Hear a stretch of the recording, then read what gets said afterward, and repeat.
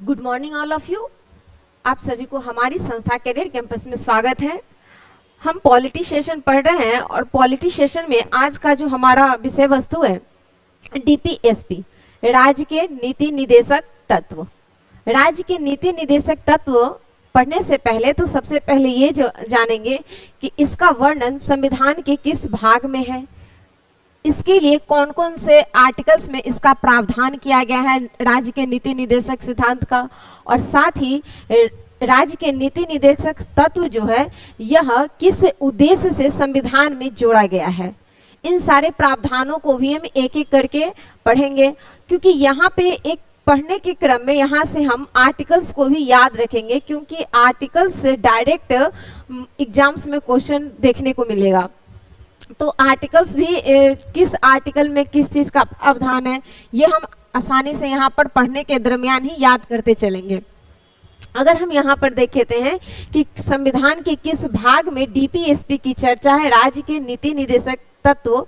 देखिए ये जो राज्य के नीति निदेशक तत्व है डीपीएसपी, हम कभी कभी डीपीएसपी बोलेंगे शॉर्ट में, तो आप घबराइएगा नहीं। सबसे पहले तो ये राज्य के नीति निदेशक तत्व डीपीएसपी की चर्चा संविधान के किस भाग में है, तो भाग फोर्थ में है, भाग फोर्थ में यानी 4 में। और आर्टिकल्स अगर देखेंगे तो आर्टिकल्स आ जाएगा 36 से 51, यानी 36 से 51, 36 से 51 तक वो सारे आर्टिकल्स जिसमें डीपीएसपी के अलग अलग विषय वस्तु का प्रावधान किया गया, अन्य अलग अलग तथ्यों को उसमें समाहित किया गया है। अब देखते हैं कि डीपीएसपी यानी directive principle of state policy, इसका फुल फॉर्म हो जाएगा। और ये जो भारतीय संविधान में डीपीएसपी को ऐड किया गया है, यह किस देश के संविधान से प्रेरित है, तो इसको हम याद रखेंगे कि यह आयरलैंड के संविधान से प्रेरित है डीपीएसपी। और आयरलैंड जो है, आयरलैंड में वहां के संविधान में किसी दूसरे देश से लाया गया है, और वह देश कौन सा है, तो स्पेन। भारत कहाँ से लाए, तो आयरलैंड से। और आयरलैंड कहाँ से लेकर आया है उन सारे डीपीएसपी के सारे प्रावधानों को, तो वो स्पेन से। तो ये भी हम याद रखेंगे, क्वेश्चन में आ जाता है। अब देखेंगे कि डीपीएसपी को ऐड करने के पीछे क्या उद्देश्य था, संविधान में से क्यों ऐड किया गया। और एक और बात, भारत जब स्वतंत्र हुआ 1947 में, उसके बाद जब 1950 में भारत में संविधान लागू हो गया, और भारत की जो स्वतंत्रता की जो जिस समय का समय था, वह समय उस समय में भारत की ऐसी स्थिति नहीं थी कि वो सारे प्रावधान को उसी समय तत्काल देश के नागरिकों के लिए, जो उनके सामाजिक हित या नागरिकों के उत्थान के लिए उन सारे प्रावधान को तत्काल दिया जा सके। तो वैसे सारे विषय वस्तु जो कि भविष्य में जाकर के देश के नागरिकों के लिए, समाज के उत्थान के लिए, राष्ट्र के विकास में सहयोगी है, उन सारे विषय वस्तु को डीपीएसपी के अंतर्गत राज्य के नीति निदेशक सिद्धांत के तहत सारे चीज़ों को ऐड कर दिया गया कि, और यह इसमें जो ऐड किया गया, और इसके साथ ही यह प्रावधान था कि समय समय पर जब भारत अपनी उस स्थिति में पहुंच जाएगी, जब इन सारे प्रावधानों को सरकार के द्वारा इसे संशोधन करके लागू किया जाएगा। तो ये जो सारे डीपीएसपी है, इसका मेन उद्देश्य भी हम जानेंगे। तो इसका उद्देश्य है कल्याणकारी राज्यों की स्थापना करना। डीपीएसपी का मुख्य उद्देश्य है कि भारत में कल्याणकारी राज्य, इसमें ना आपको डीपीएसपी ना हम बार बार राज्य के बारे में बताएंगे। राज्य के बारे में इसलिए बताएंगे क्योंकि यहाँ पर आपको क्या होगा, राज्य, ये जो पूरे नीति निदेशक सिद्धांत है, ये सारा सिद्धांत राज्यों के लिए आदेश देता है, इसीलिए बार बार यहाँ पर राज्य शब्द प्रयोग किया जाएगा। राज्य कभी सरकार भी बोलेंगे तो इसका मतलब ये नहीं कि कुछ और है, वही है, राज्य कहे या सरकार कहे, इन्हीं के लिए ये सारा प्रावधान किया गया है। तो यहाँ पर कहा जा रहा है कि इसका उद्देश्य क्या है डीपीएसपी का, तो कल्याणकारी राज्यों की स्थापना करना, न्यायपूर्ण एवं समाजवादी समाज का निर्माण करना। तो ये जो न्यायपूर्ण और समतावादी समाज को निर्माण करने की जो बात कही जाती है, इसकी प्रेरणा हमें डीपीएसपी से देखने को मिल सकता है। इसके बाद सरकार के कल्याणकारी नीतियों का आधार, सरकार जितने भी नीतियां बनाती है जिसमें सामाजिक कल्याण के उद्देश्य से, वह सारा नीति लगभग आपको कहाँ से प्रेरित है, तो डीपीएसपी से। तो क्योंकि वह सरकार अगर कोई भी नीति का निर्माण करता है, किसी भी प्रकार के परियोजना लाएगा, तो वो जो परियोजना है वह परियोजना डीपीएसपी को ध्यान में रख करके ही तैयार किया जाता है। ये इसीलिए इसको ऐड ही किया गया है कि सरकार विकास और कल्याणकारी राज्यों का जब काम करेंगे, सरकार जब इस क्षेत्र में काम करेगी, तो इन सारे प्रावधान के लिए सरकार कहाँ देखेगी, डीपीएसपी को आधार देगा। यानी डीपीएसपी सरकार के नीतियों का एक आधार है, परियोजना का आधार है। तो सरकार के कल्याणकारी नीतियों का आधार है, न्यायपूर्ण एवं समतावादी समाज का निर्माण है। अब हम यहाँ पर स्टार्ट होते हैं सारे आर्टिकल्स के बारे में। ये तो हम समझ गए उद्देश्य क्या है, कहाँ से लाया गया है, कैसे ऐड किया गया। अब शुरू होता है हमारा आर्टिकल्स, और सारे आर्टिकल्स को हम याद करते भी चलेंगे क्योंकि यहाँ से डायरेक्ट क्वेश्चन आता है। सबसे पहला आर्टिकल्स जो हम देख रहे हैं करा आर्टिकल्स 36। आर्टिकल्स 36 में क्या है, राज्यों की परिभाषा। देखिए इसमें जो कहा गया है आर्टिकल्स 36 में राज्यों की परिभाषाओं के बारे में बताया गया है कि राज्य क्या है, किसको राज्य कहेंगे। लेकिन अगर आप मौलिक अधिकारों को हमने जब पढ़ाया था तो उस समय आपको बताए होंगे, जैसे भाग 3 आर्टिकल्स 12, तो यहाँ पर ये कहा गया आर्टिकल्स 36 में कहता है 36 में राज्यों की परिभाषा वही होगा जो भाग 3 में वर्णित है। भाग 3 के तहत कहाँ वर्णित है, तो आर्टिकल्स 12 में, क्योंकि आर्टिकल्स 12 में भी राज्यों की परिभाषाओं के बारे में बताया गया है। और हमने मौलिक अधिकार जब पढ़ा रहा था तो उस समय आपको सारे राज्य किसे कहते हैं इन सारे चीजों के बारे में डिटेल से वहां हम बताए थे। तो ये जो राज्य किसे कहते हैं, जो राज्य है जैसे सरकार है, central government, state government, local governments, ये सभी स्टेट है, राज्य है, उसमें ये सारा प्रावधान है।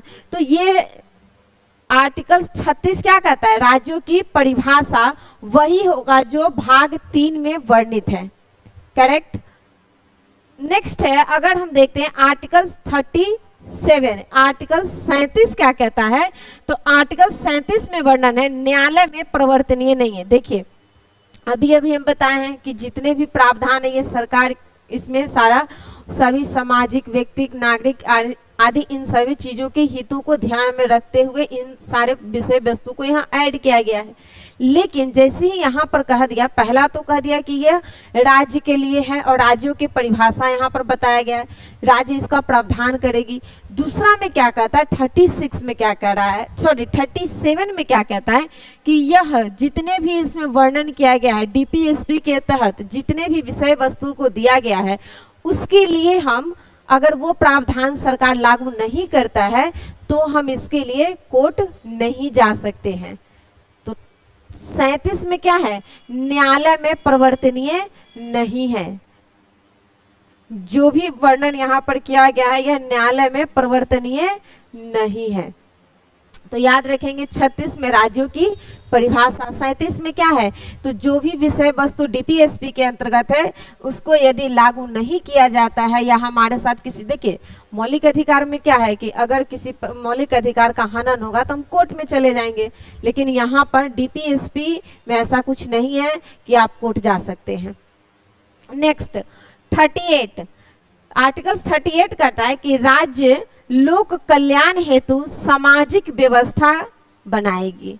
यहाँ पर ये बार बार आ रहा है राज्य शब्द, राज्य में स्टेट गवर्नमेंट, जितने भी कोई कंपनी भी हो सकती है, ऑर्गेनाइजेशन, जितने भी संगठन है वो सारा हो सकता है, तो इसमें यहाँ पर ही राज्य में आएगा। और 38 कह रहा है कि राज्य लोक कल्याण हेतु सामाजिक व्यवस्था बनाएगी। यह इसी में कहा गया यानी कि लोक कल्याणकारी राज्यों का निर्माण करना। अगर आपको आर्टिकल्स में डायरेक्ट पूछ दिया जाए कि किस आर्टिकल्स में लोक कल्याणकारी राज्यों की स्थापना की संकल्पना की गई है, तो आर्टिकल्स 38 में। नेक्स्ट है आर्टिकल्स 39 कहता है समान काम के समान वेतन। समान काम के समान वेतन। देखिए इसमें अगर हम यहाँ पर इसलिए लिखे हैं आर्टिकल्स 39 काफी ज्यादा इम्पोर्टेंट है। इसमें कई सारे प्रावधान किए गए, अगर सही से देखेंगे तो 6 इसमें इसके सब क्लॉज को ऐड किया गया है अलग। इसमें आर्टिकल्स के अंतर्गत भी कई सारे उपवर्ग के तहत इसमें ऐड किया है विभिन्न प्रावधानों को। इसमें अगर देखेंगे कई बार क्वेश्चन आता है समान काम का समान वेतन किसके अंतर्गत, तो आर्टिकल्स 39 के अंतर्गत भी है। और इसको अलग अलग यहाँ पर सारे चीजों को लिखे हैं कि आर्टिकल्स ए में 39 के ए क्या कहता है, बी सी डी सारे इसके सब क्लाउजों को हमने यहाँ पर वर्णन किया है। अब इस आर्टिकल्स 39 में विभिन्न प्रकार के प्रावधानों को हम एक एक करके देखेंगे। सबसे पहला प्रावधान क्या कहता है, 39 का ए आजीविका के बारे में बताया जाता है। आजीविका में क्या है 39 के ए में, तो जो महिलाएं हैं पुरुष हैं उन सभी को सरकार का यह कर्तव्य होगा कि उन सभी को जीविका के लिए प्रावधान करे, उसे रोजगार का व्यवस्था दे। तो ये आजीविका की बात कहा गया है किसके लिए, तो मेल हो या फीमेल सबके लिए।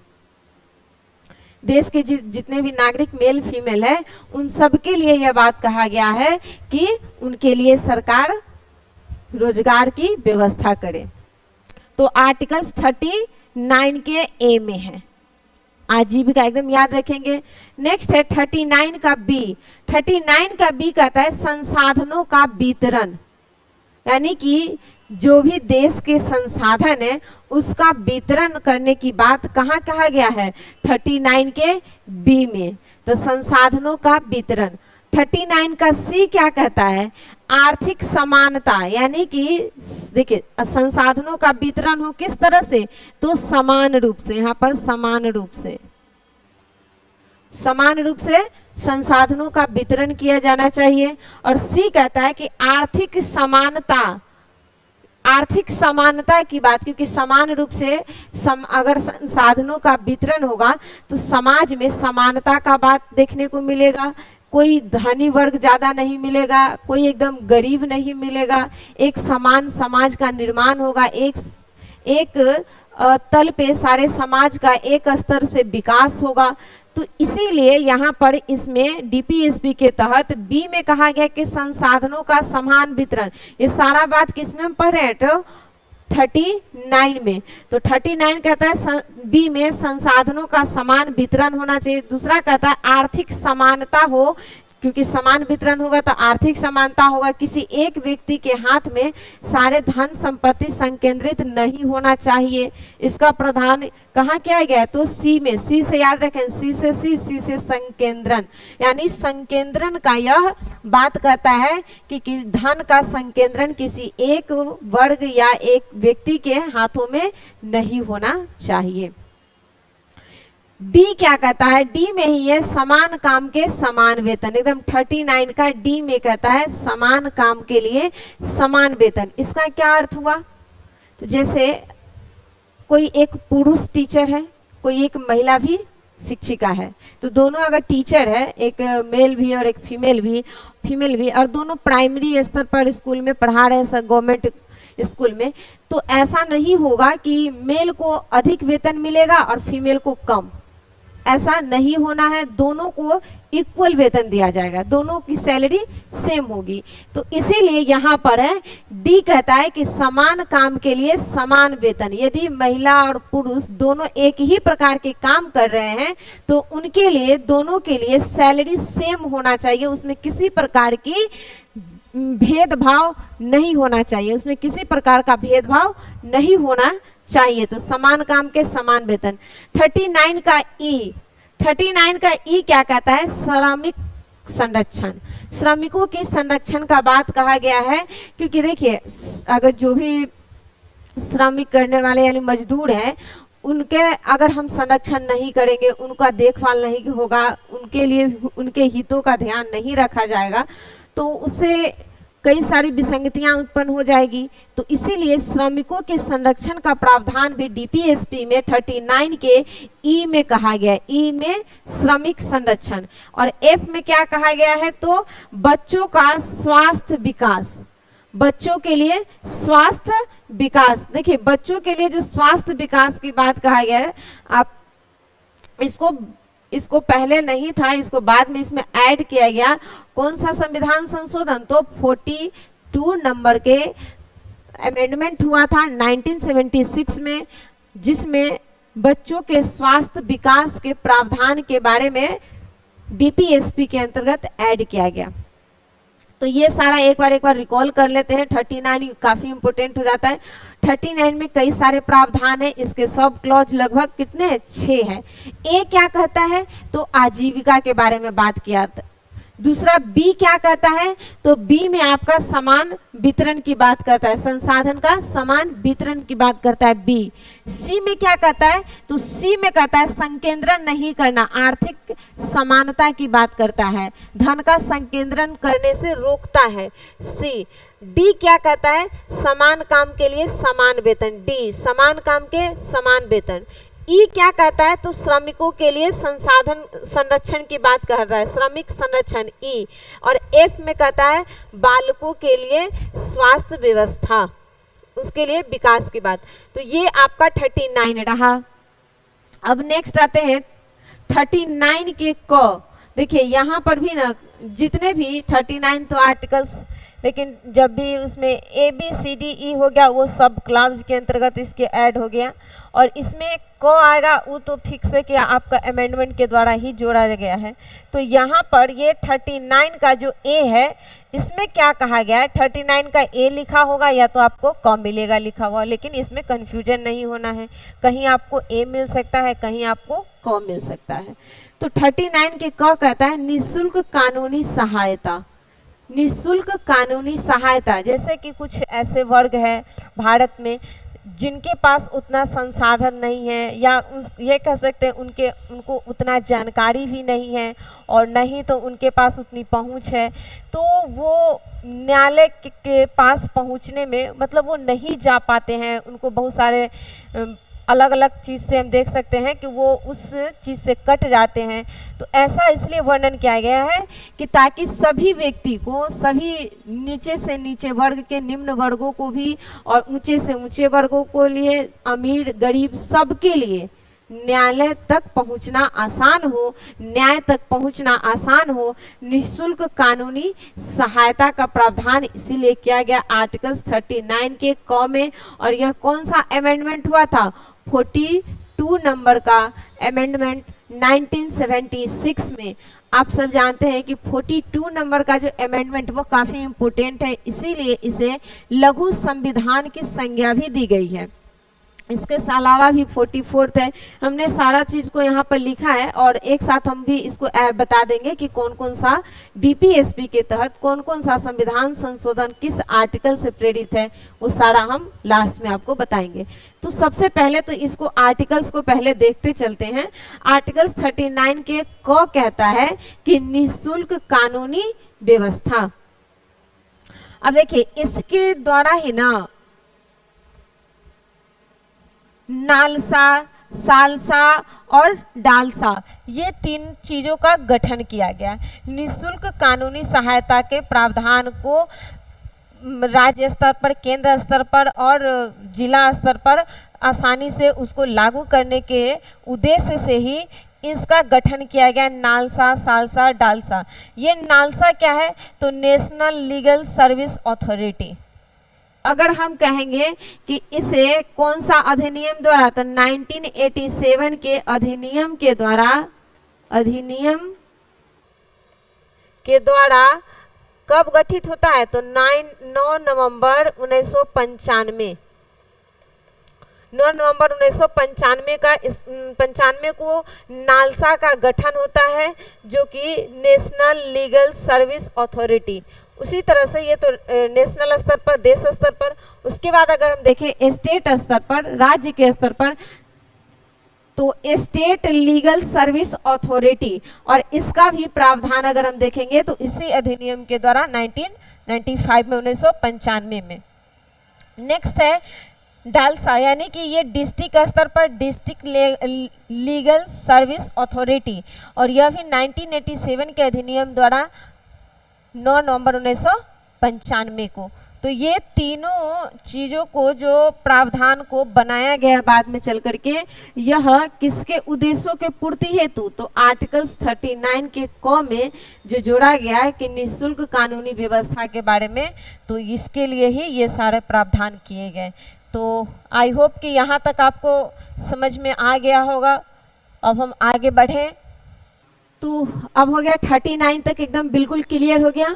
39 बिल्कुल क्लियर हो गया। अब हम 40 से स्टार्ट करते हैं। देखिए, वैसे भी डीपीएसपी के कुछ ऐसे आर्टिकल्स है जो काफ़ी ज़्यादा इम्पोर्टेंट है, वो हमें ऐसे ही याद रखना चाहिए, याद भी रहना चाहिए एज ए जागरूक नागरिक के तौर पर भी। तो यहाँ पर भी हम देखते हैं आर्टिकल्स 40 क्या कहता है, ग्राम पंचायतों के बारे में बताया गया है आर्टिकल्स 40 में कि ग्राम पंचायत का गठन होना चाहिए। तो कौन करेगा, तो राज्य करेगा। ये सारा बात किसके लिए है, तो राज्यों के लिए है। तो राज्य ग्राम पंचायत का गठन करेगा, आर्टिकल्स 40 में इसका वर्णन है। बाद में चल करके आप देखिएगा, देखिए इसी में से विषय वस्तु को ऐड किया जाता है, संविधान संशोधन द्वारा बाद में इसे लाया जाता है इन सारे प्रावधानों को। तो इसे ग्राम पंचायत को 73 नंबर के अमेंडमेंट हुआ था और उसके बाद जाकर के इसे राज्यों में लागू किया गया। क्योंकि अभी तो हम पंचायत पढ़ नहीं रहे, नहीं तो पंचायत अपने आप में एक अच्छा एक लंबा टॉपिक है। जब उस वहाँ पर पढ़ेंगे तो सारे चीज़ों को वहाँ से अच्छे से हम देखेंगे। अब आता है 41। 41 क्या कहता है आर्टिकल्स, कुछ मामलों में काम, शिक्षा का अधिकार, यानी काम का अधिकार, शिक्षा का अधिकार और सार्वजनिक सहायता। देखिए 41 कहता है कि कुछ ऐसे मामले हैं जहां पर हमें काम का अधिकार होना चाहिए, शिक्षा का अधिकार होना चाहिए, शिक्षा पाने का जिसे अधिकार कहते हैं वो होना चाहिए, और साथ ही साथ सार्वजनिक सहायता की भी बात करता है आर्टिकल्स 41। यानी कि जैसे हमें किसी प्रकार का छात्रवृत्ति या फिर अगर कोई महिला है तो उनको किसी प्रकार का आर्थिक सहायता, तो ये सारी बातें कहा जाए, जैसे पेंशन होना चाहिए, या अगर कोई व्यक्ति रोजगार में नहीं है, बेरोजगार है, तो उसे बेरोजगारी भत्ता मिलना चाहिए। तो ये सारी बातें जो कहाँ वर्णित है, तो 41 में है। जो वृद्धा पेंशन मिलता है वह भी किससे प्रेरित है, डीपीएसपी के किस आर्टिकल से, तो 41 से। क्वेश्चन अगर पूछ दिया जाएगा कि पेंशन वगैरह जो दिया जाता है, बेरोजगारी भत्ता, ये डीपीएसपी के किस आर्टिकल से प्रेरित है, तो 41 से, आर्टिकल्स 41।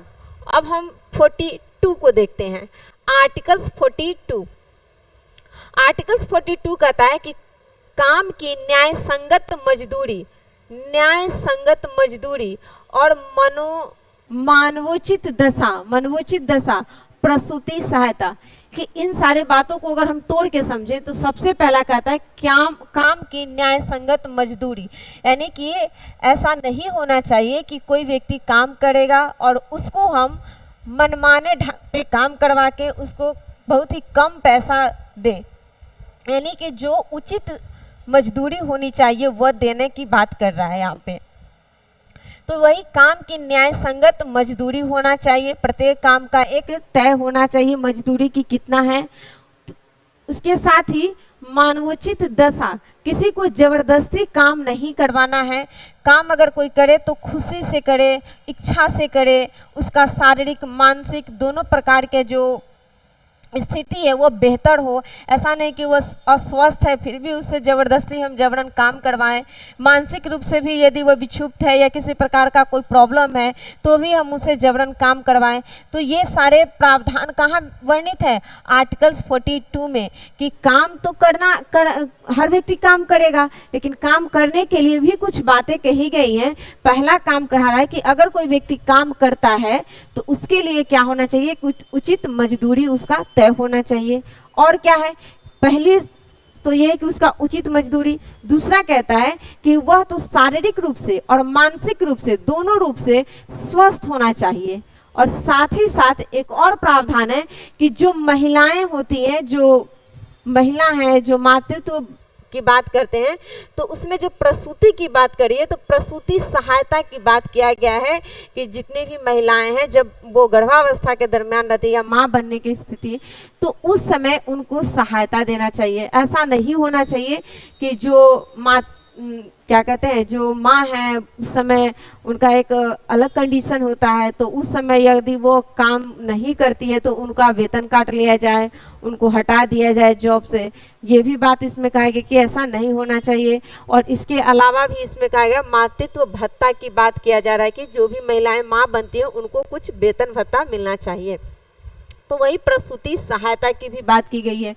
तो ये हम देखते हैं कि 42 में इस सब चीजों का वर्णन है। नेक्स्ट अगर हम देखते हैं 43, आर्टिकल्स 43 में क्या है, कर्मचारियों के लिए निर्वाह वेतन।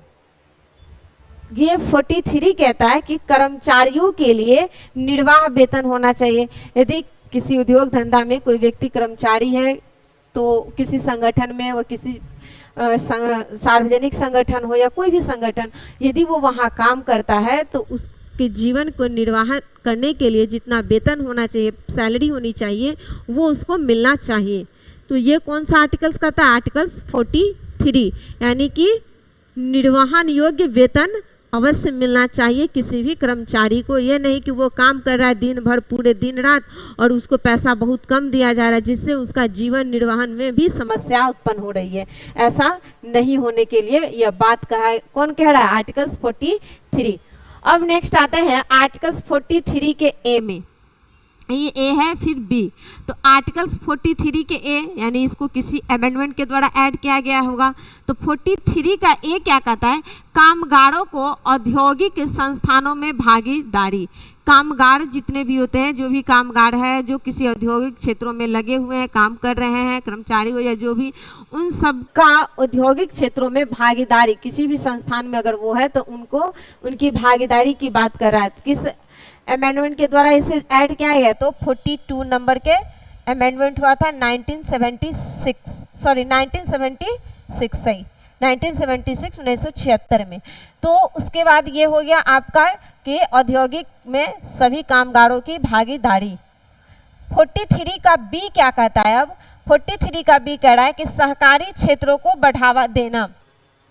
तो 43 भी सहकारी क्षेत्रों को बढ़ावा देने की बात करता है। और यह 97 अमेंडमेंट 2011 के द्वारा इसे ऐड किया गया। 97 संविधान संशोधन 2011 द्वारा सहकारी क्षेत्रों को बढ़ावा देने की बात किया जाए। बहुत अच्छा होता है ये चीज, इन सारे चीजों को। अब आता है आर्टिकल्स 44, आर्टिकल्स 44, समान सिविल संहिता, यूनिफॉर्म सिविल कोड। ये इसका बारे में प्रावधान कहाँ है, तो आर्टिकल 44 में। अभी अगर हम बात करें कि समान सिविल संहिता सबसे पहले कहाँ लागू था, गोवा में। गोवा में जब भारत औपनिवेशिक शासन की बात करें, औपनिवेशिक शासन के काल से ही गोवा में यूसीसी लागू है। बाद में 1961 में जब भारत में गोवा को भारत में शामिल किया गया तो उसके बाद भी इसमें लगा रहा यूसीसी। लेकिन अगर बात करें कि यूसीसी को लागू करने वाला पहला देश जो विधेयक पारित करके, मैंने विधानसभा से अब विधेयक पारित करके लागू करने वाला पहला राज्य कौन सा है, पहला स्टेट कौन सा है, तो उसमें आ जाता है आपका यूके, उत्तराखंड। विधेयक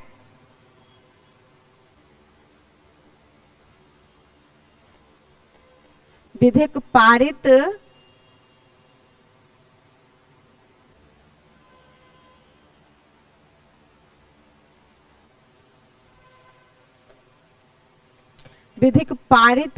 करके अगर कहेगा तो ये हो जाएगा पहला, और ऐसे कहेगा तो दूसरा। तो ये हो गया यूसीसी, जहां पर सभी के लिए एक समान कानून की बात कहता है। वैसे भारत में एक समान कानून है, लेकिन कुछ ऐसे विषय वस्तु है जहाँ पर कुछ अंतर देखने को मिलेगा वैवाहिक चीज़ों में, उत्तराधिकार के लिए। तो ये सब एक अलग है, तो उन सारे चीज़ों के लिए भी ये कहा जा रहा है कि एक समान होना चाहिए। तो ये अब आता है, अब हम पढ़ते हैं आर्टिकल्स 45 आर्टिकल्स 45। आर्टिकल्स 45 में कहा गया कि बालक देखभाल, बालकों के लिए यानी जो छोटे बच्चे हैं 6 वर्ष से कम आयु के जितने भी बच्चे हैं उनके लिए यह प्रावधान कहता है कि उनका देखभाल होना चाहिए। साथ ही साथ उन जब वो 6 से 14 वर्ष की जब हो जाता है तो उनकी शिक्षा का भी प्रावधान किया गया है, तो उनके लिए शिक्षा का भी प्रावधान होना चाहिए। तो बालकों की देखभाल और साथ ही साथ उनके लिए शिक्षा की व्यवस्था करना चाहिए किसको, तो राज्य को। ये सारा निर्देश किसको दिया जाता है, राज्य को।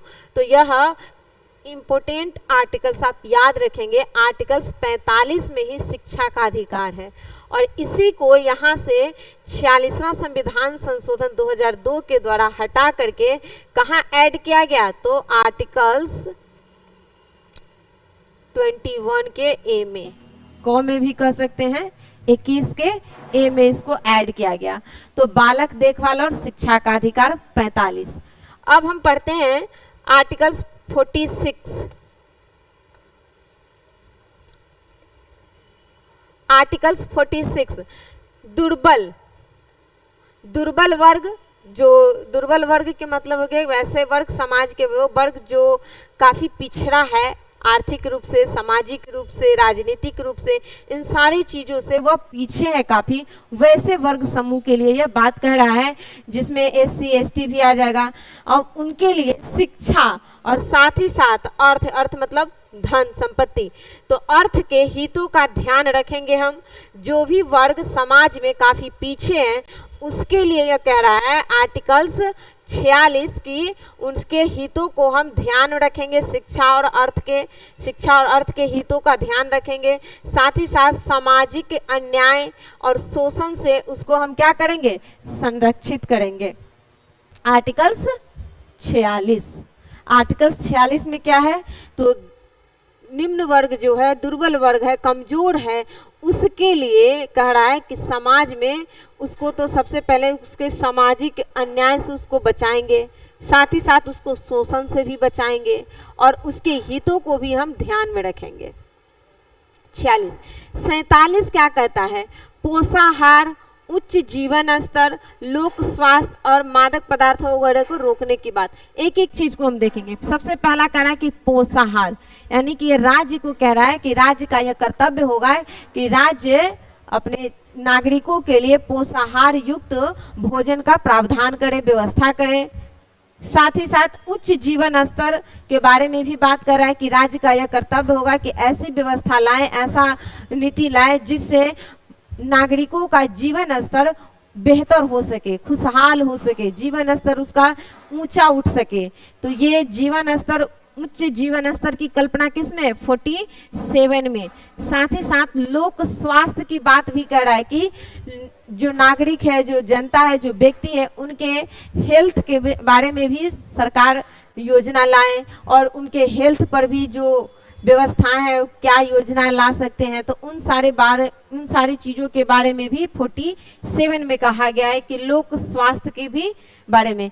साथ ही साथ ऐसे वो सारे पदार्थ को मनाही करता है कि राज्य वैसे पदार्थों का सेवन या बढ़ावा न दे जो कि नागरिकों के स्वास्थ्य में बेहतर न होकर के उसके स्वास्थ्य को खराब करता हो, जिसमें मादक पदार्थों के बारे में यूज करने से राज्यों को मना करता है। आप देखिएगा कि बिहार में जो शराब है उसको पाबंदी कर दिया गया, उसका पर प्रतिबंध लगाया गया, उसके उपयोग पर उसको। तो ये कहाँ से है प्रेरित, DPSP से, क्योंकि ये DPSP में इसका वर्णन है कि मादक पदार्थों को रोकने के लिए राज्य का यह कर्तव्य होगा कि राज्य उन सारे पदार्थ, मादक पदार्थों को प्रतिबंधित करे जो लोक स्वास्थ्य के लिए हानिकारक है। तो मादक ये भी याद रख सकते हैं, बिहार में इसे जितने सारे मादक पदार्थों में आप देखेंगे तो उन सारे चीजों को रोका गया। बिहार के अगर हम ध्यान रखेंगे, यहाँ पर बिहार में शराबबंदी,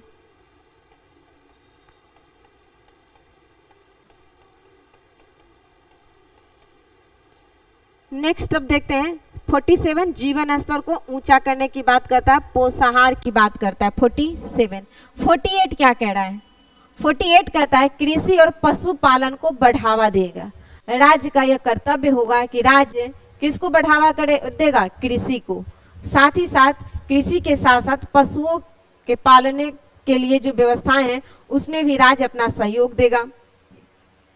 इसके अलावा वैज्ञानिक पद्धतियों का अनुसरण करेगा। कृषि के क्षेत्र में वैज्ञानिक पद्धतियों को अपनाने के लिए राज्य नीतियां लाएंगी। इसके बारे में भी राज्य का ही यह कर्तव्य है। और साथ ही साथ क्या कह रहा है कि दुधारू पशुओं के वध पर राज्य का यह कर्तव्य होगा कि दुधारू पशु जिसमें गाय बछड़ा आता है या फिर अन्य जो भी है, उसके लिए यह कह रहा है कि उसकी हत्या पर, वध पर प्रतिबंध लगाने की बात करता है कि राज्य का यह कर्तव्य होगा कि राज्य दुधारू पशुओं के वध पर रोक लगाए। राज्य का यह कर्तव्य होगा कि राज्य कृषि के क्षेत्र में वैज्ञानिक दृष्टिकोण को बढ़ावा दे और उसके लिए नीति लाए। साथ ही साथ पशुओं के पालने में राज्य का जो कर्तव्य है, जो बेहतर हो सकता है, पशुओं के नस्ल में बेहतर सुधार के लिए भी राज्य का यह कर्तव्य है कि राज्य पशुओं के नस्लों के सुधार के लिए प्रावधान करे। तो ये सारा बात हम आर्टिकल्स 48 याद रखेंगे। वैज्ञानिक कृषि आदि इन चीजों के बढ़ावा की बात करता है। दुधारू पशुओं का वध का बात करता है 48। फिर नेक्स्ट आता है 48 का ए। 48 का ए 48 का ए कहता है पर्यावरण संरक्षण। पर्यावरण संरक्षण जिसमें वन्य जीवों की रक्षा की बात किया गया है। तो 48 भी याद रखेंगे और 48 का ए भी याद रखेंगे। 48 में कृषि पशुपालन को बढ़ावा देना, दुधारू पशुओं की हत्या पर रोक 48। लेकिन 48 का ए क्या कहता है कि पर्यावरण को संरक्षण देना है और वन्य जीवों के संरक्षण की बात करता है, रक्षा करने की बात करता है कि वनों को भी सुरक्षित करेगा कौन? तो राज्य। राज्य का यह कर्तव्य है कि वनों का संवर्धन करे, विकास करे, संरक्षण करे और वन्य जीवों के, वन्य प्राणियों की भी सुरक्षा सुनिश्चित करे। तो ये आपका कौन सा अमेंडमेंट के द्वारा ऐड किया गया? तो 42 नंबर के अमेंडमेंट के द्वारा। नेक्स्ट है 49। 49 क्या कहता है कि राष्ट्रीय महत्व के स्मारक स्थान वस्तुओं की रक्षा करना। 49 में कह रहा है कि वो सारे स्मारक जो राष्ट्रीय महत्व का है, यानी कि जिसको संसद ने राष्ट्रीय महत्व का स्मारक घोषित कर रखा है, उन सारे स्मारकों के लिए राज्य का यह कर्तव्य होगा कि उसको संरक्षित करे। तो ये महत्व, स्मारक, वस्तु आदि सारी चीज़ों के लिए ये है 49 में। 50 क्या कहता है कि 50 कहता है कार्यपालिका से न्यायपालिका को पृथक करने की बात। आर्टिकल्स 50, यहाँ से डायरेक्ट क्वेश्चन आपको आता है कि किस आर्टिकल्स में कार्यपालिका को न्यायपालिका से पृथक करने की बात किया गया है? तो आर्टिकल्स 50 में भारत में कार्यपालिका, न्यायपालिका और विधायिका है। तो ये तीनों के द्वारा, तो यहाँ पर ये याद रखेंगे कि कार्यपालिका और सभी में एक दूसरे में टकराव भी नहीं होना चाहिए, ऐसा है। तो इसीलिए यहाँ पर अगर हम देखेंगे आर्टिकल्स 50 में तो क्या है, कार्यपालिका से न्यायपालिका का पृथकीकरण की बात किया जा रहा है, आर्टिकल्स 50। अब आता है आर्टिकल्स 51। आर्टिकल्स 51 कह रहा है अंतर्राष्ट्रीय शांति व्यवस्था के बारे में कि राज्य का यह कर्तव्य होगा कि राज्य अंतर्राष्ट्रीय शांति व्यवस्था को बनाए रखे। अब देखिए, ये आजकल तो अभी देख रहे हैं कि जितने भी प्रावधान है, जैसे कोई ऑर्गेनाइजेशन होता है, किसी प्रकार का युद्ध की स्थिति है, तो इसमें भारत अपना स्टैंड लेता है, लेना भी चाहिए। और वहाँ पर भारत अपना स्टैंड अपने देश के हितों को भी ध्यान में रखते हुए लेता है वहाँ पे। तो ये जो बात है और अंतर्राष्ट्रीय शांति की जो बात करता है भारत, आप देखते हुए कि भारत की विदेश नीति में भी अंतर्राष्ट्रीय शांति का प्रावधान आपको मिलता है। तो ये जो सारा बातें हैं अंतर्राष्ट्रीय शांति की बात, तो ये आपका कहाँ से प्रेरित है? तो DPSP से, आर्टिकल्स 51।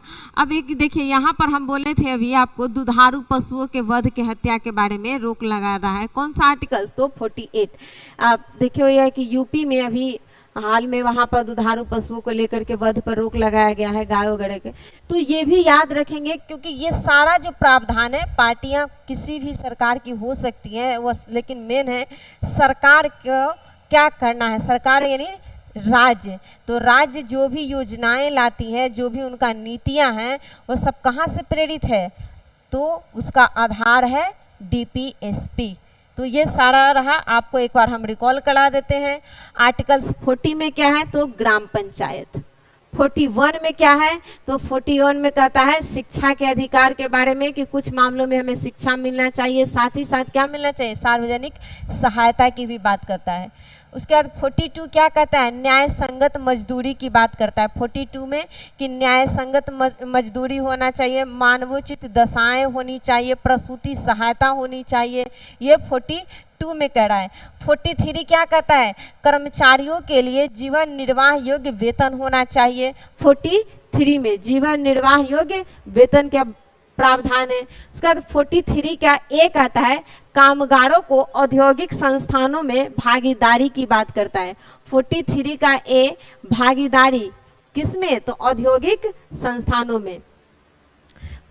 उसके बाद आता है 43 का बी सहकारी क्षेत्रों को बढ़ावा देना। सहकारी क्षेत्रों को बढ़ावा देने का प्रावधान किसमें है? आर्टिकल्स 43 के बी में। अब आते हैं आर्टिकल्स 44 में समान सिविल संहिता। 45 बालक देखभाल और शिक्षा का प्रावधान, यानी बालकों को 6 से 14 वर्ष के लिए, देखिए 6 वर्ष से कम आयु के तो बालकों के लिए देखभाल की बात करता है, और 6 से 14 वर्ष के आयु के बालकों के लिए शिक्षा की व्यवस्था की बात करता है। कौन सा? आर्टिकल 45।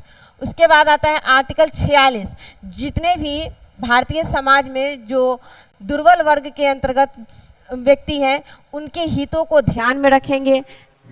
कौन? तो राज्य। तो उनके लिए कह रहा है कि उनके हितों को ध्यान में रखना है, साथ ही साथ उनको सामाजिक अन्याय से भी बचाना है और शोषण से उसको संरक्षित करना है।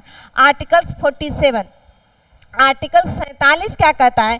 पहली बात तो 47 से याद रखेंगे कि पोषाहार, जीवन स्तर अच्छा होगा। देखिए 47 में हम लोग आज़ाद हुए थे 1947 में, तो 47 में आज़ाद हुए, तो ये भी याद रखेंगे कि अब आज़ाद हुए हैं तो बढ़िया जीवन जिएंगे, गुलामी के जीवन से निकल के। तो इससे भी याद आपको, यह नहीं कि मानिए लीजिएगा, ऐसा हम कोट कर दिए ताकि आपको याद रह सके। 47 कैसे याद रखेंगे? तो इस तरह से याद रखेंगे कि बेहतर जीवन स्तर के बारे में बात कर रहा है। कौन सा आर्टिकल? 47 में, और इसीलिए यहाँ पर लोक स्वास्थ्य की भी बात है और मादक पदार्थों पर प्रतिबंध की बात करता है। आर्टिकल 48 में क्या है? तो 48 में पशु और कृषि के लिए बढ़ावा की बात कहा गया है। आर्टिकल्स 48 का ए पर्यावरण के संरक्षण की बात करता है, 48 का ए। और 49 क्या कहता है? राष्ट्रीय महत्व के स्मारकों के संरक्षण की बात करता है। यह सब किसका कर्तव्य है? तो राज्यों का। आर्टिकल 50 कहता है कि कार्यपालिका से न्यायपालिका को पृथक करना, अलग करने की बात करता है। और आर्टिकल 51 अंतर्राष्ट्रीय शांति को बनाए रखना। ये सारा आपको आर्टिकल्स हमने अभी याद कराया, रिकॉल करा दिया एक बार। और हम थोड़ा सा इसमें कुछ अलग तरह से भी क्वेश्चन आता है, उसको भी हम देख लेते हैं। अब देखिए डीपीएसपी में ना अन्य विचारधाराओं का समावेश किया गया है। इसमें समाजवादी विचारधारा, गांधीवादी विचारधारा और बौद्धिक समाजवादी जो है उसको भी इसमें, उदारवादी बौद्धिक समाजवादी जो विचारधारा है उसको भी इसमें समावेश किया गया डीपीएसपी में। तो कभी कभी क्वेश्चन आ जाता है कि कौन से निम्नलिखित में से कौन से आर्टिकल्स गांधीवादी विचारधाराओं से प्रेरित नहीं है। तो वहां पर हमें पता होना चाहिए कि कौन से आर्टिकल्स हैं, तो जो नहीं होगा वो टिक कर लेंगे। तो इसीलिए यहाँ पर हमने इसको अलग से थोड़ा सा दिखाए हैं कि देखिए डीपीएसपी में कितने विचारधाराओं का मुख्य रूप से समावेशन है। तो 3, पहला समाजवादी, दूसरा गांधीवादी, तीसरा उदारवादी एवं बौद्धिक। अब आते हैं समाजवादी व्यवस्थाओं के तहत वह कौन से आर्टिकल्स है जो समाजवादी तत्वों से प्रेरित है। तो समाजवादी तत्वों से, समाधान सिद्धांतों से प्रेरित होने वाले आर्टिकल्स 38, 39, 41, 42, 43 का ए और बी और 47। देखिए 43 और 47 आपको और भी कहीं मिलेगा, जैसे यहाँ पर गांधीवादी में। तो कुछ ऐसे विचार भी होते हैं जो कॉमन होते हैं गांधी जी का। ऐसा नहीं है कि जो हम सोच रहे हैं वो कोई और नहीं सोच सकता है। उसी तरह से जो गांधी विचारधाराओं से प्रेरित है तो वो समाजवादी विचारधाराओं से भी प्रेरित है, तो वो एक कॉमन हो जाएगा, वो कॉमन विचार है। तो ये भी ध्यान रखेंगे कि कौन से, कभी अगर पूछ दे कि कौन सा कॉमन है, कौन से आर्टिकल समाजवादी और गांधीवादी विचारधाराओं से प्रेरित है, दोनों का अगर समावेश करके आर्टिकल्स आ जाएगा तो हम याद रखेंगे 47 और 43। ये हाँ ठीक है, 47 और 43 ये दोनों क्या है तो कॉमन है। उसके बाद आता है गांधीवादी। गांधीवादी में आर्टिकल्स 40 यानी 40, 43, 46, 47 और 48। अगर कॉमन को छोड़ दें हम गांधीवादी में तो मुख्य रूप से 3, कौन कौन, 40, 46, 48। 40, 46, 48 गांधी जी का, 40, 46, 48 गांधी जी का, और 2 तो कॉमन है, 43 और 47। 43 और 47 कॉमन है। अब आते हैं गांधीवादी में, उदारवादी बौद्धिक विचार के सिद्धांतों में कौन कौन से आर्टिकल्स आते हैं डीपीएसपी के, उसको देखते हैं। तो इसमें आ जाएगा आपका यूसीसी आर्टिकल्स 44।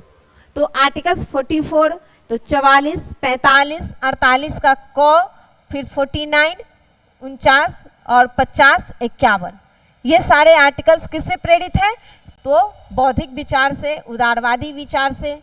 तो उदारवादी बौद्धिक विचार में 44, 45, 48 का क, 48 का क, इसके बाद 49, 50, 51, एकदम क्रम में भी हम याद रख सकते हैं इसको। तो क्रम में आ जाएगा 48 का क, 49, 50, 51। ये तीनों जो लास्ट वाला अगर हम ध्यान रखेंगे कि डीपीएसपी के जो विचार हैं वो लास्ट वाले जो भी आर्टिकल्स हैं 48 से, 48 के क से, तो ये सारे आर्टिकल्स किससे प्रेरित है, उदारवादी विचारधाराओं से। और साथ ही साथ और हम 2 को ऊपर में याद रखेंगे 44 और 45। तो 44 और 45 भी उदारवादी से हैं, तो ये आपको याद रहेगा। अब हम देखते हैं कि डीपीएसपी के तहत कौन कौन से संविधान संशोधन हुआ और कौन कौन से संविधान संशोधन के द्वारा कौन से आर्टिकल इससे प्रेरित है, कौन से आर्टिकल्स में संशोधन हुआ है उसको यहाँ पर देखेंगे। डीपीएसपी में संवैधानिक संशोधन सबसे प्रमुख 42 नंबर के जो कॉन्स्टिट्यूशन अमेंडमेंट हुआ है वो 1976। इसमें क्या है कि इसको तो सबसे पहले इसमें इतना सारा प्रावधान था ना कि इसे इसीलिए लघु संविधान भी कहते हैं। और इसमें अगर हम देखेंगे कि डीपीएसपी में कौन कौन से हैं तो इसमें आ जाता है आपका 49 का F, 49 का A, 43 का A, 48 का A। फिर 44 में अगर हम आते हैं 44वां संविधान संशोधन 1978 में, तो इसमें आपका आता है 38 का A और B, 38 का A और B। नेक्स्ट 86 नंबर के जो कॉन्स्टिट्यूशन अमेंडमेंट हुआ 2002 में, जिसके द्वारा शिक्षा के अधिकार को आर्टिकल्स 45 से निकाल करके आर्टिकल्स 21 के ए में ऐड किया गया, ये भी याद रखेंगे। और शिक्षा के अधिकार को फिर 1 अप्रैल 2010 को लागू किया गया था। नेक्स्ट आता है 97 नंबर का अमेंडमेंट 2011 में, जिसमें कौन सा आर्टिकल्स में संशोधन हुआ तो 43 के बी। नेक्स्ट आता है 7वां संविधान संशोधन 1956। इसमें क्या हुआ, आर्टिकल्स जो 49 है उसमें कुछ बदलाव किया गया और ज़्यादा कुछ नहीं, उसमें ऐड नहीं किया गया, उसमें कुछ बदलाव किया गया, मूलभूत चीज़ों में उसमें परिवर्तन किया गया। तो ये रहा आपका लगभग टोटल डीपीएसपी से संबंधित सारे आर्टिकल्स। डीपीएसपी को कहाँ से लाया गया, डीपीएसपी का क्या उद्देश्य है, डीपीएसपी में कौन कौन से विचारधाराओं का समावेश है और उससे संबंधित कौन कौन से आर्टिकल्स है, ये एकदम याद रखेंगे, कई बार यहाँ से क्वेश्चन आया हुआ है। और साथ ही साथ डीपीएसपी के तहत कौन कौन से संविधान संशोधन हुआ है उसके अंतर्गत सारे चीज़ों को हमने एक एक करके आपको अच्छे से क्लियर कर दिया। और मुझे लगता है कि अब इससे ज़्यादा इसमें डीपीएसपी में नहीं आएगा एग्जाम के पॉइंट ऑफ व्यू से। और आपको सबसे पहली बात यह है कि ये क्लास कैसी लगती है, उसे कमेंट करके आप ज़रूर बताएं कि आपको जो पॉलिटी का सेशन आ रहा है कैसा लग रहा है, इसमें और क्या बदलाव किया जा सकता है। तो अगर आपका कमेंट जो जैसा होगा उस हिसाब से हम इस क्लास को और बेहतर करने का प्रयास करेंगे। तब तक के लिए अपना ख्याल रखें। जय हिंद।